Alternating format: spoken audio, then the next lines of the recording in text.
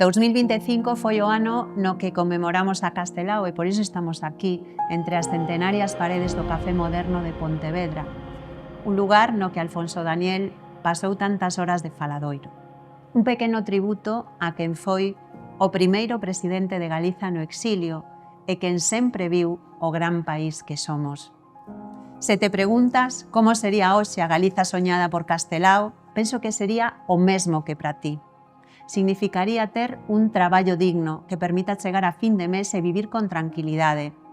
Pero sei ben que miles de mozos e mozas emigrades ou vivides en precario e aínda por riba tedes que aturar que vos digan que non tedes cultura do esforzo. E precisamente os mesmos caraduras que cobran salarios millonarios mentre rexeitan avances sociais.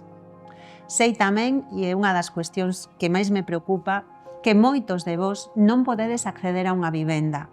Comparto o voso cabreo vendo como se especula cun dereito básico. Moitos non podedes pagar un aluguer, pero hai quen vive en áticos de luxo pagados con diñeiro negro. Como non indignarse? Construir unha Galiza con futuro significa blindar os servizos públicos, porque non imos resignarnos a ter lista de espera até para ver a médica de cabeceira, nin a que a saúde mental dependa da tarxeta de crédito.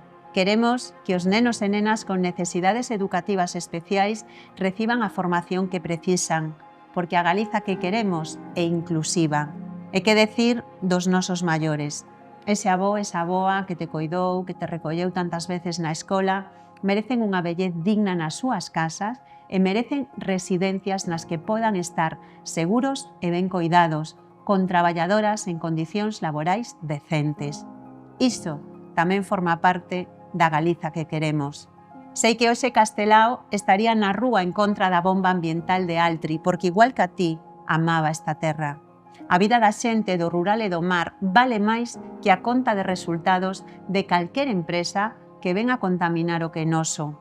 Merecemos unha industria sostible, merecemos que a riqueza natural de Galiza sexa para este país e para a súa xente. 2025 deixanos claro que o feminismo é máis necesario que nunca para combater as violencias machistas que nos acosan en todos os ámbitos e non podemos permitir que ningunha denuncia quede impune. Temos que seguir pelexando contra os teitos de cristal e contra os chans pegañentos e temos que facelo xuntas. Ni un paso atrás, compañeiras, adiante co feminismo para avanzar nunha Galiza de mulleres libres e iguais. Este 2025 tamén foi o ano no que vivimos co corazón encollido polo xenocidio en Gaza, coa carrase de ver a complicidade dos Estados e dunha Unión Europea que segue mirando para outro lado. Os povos, todos os povos, teñen dereito a vivir en paz e decidir o seu destino. E non podemos permitir nunca que a barbarie venza a humanidade. Pese a todo, hai razóns para a esperanza, porque o 2025 tamén nos deixa o exemplo da túa dignidade. A dignidade dos galegos e das galegas enchendo as rúas en defensa da sanidade, da educación, dunha vellez digna.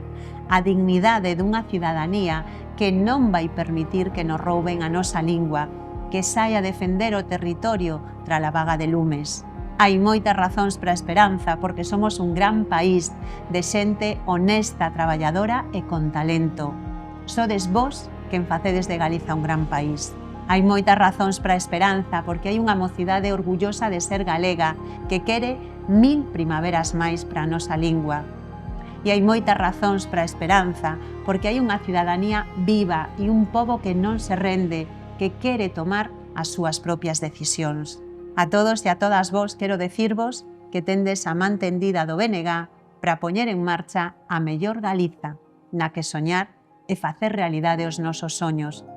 Porque, como decía Castelao, o verdadeiro heroísmo consiste en trocar os ancellos en realidades e as ideas en feitos. Feliz 2026!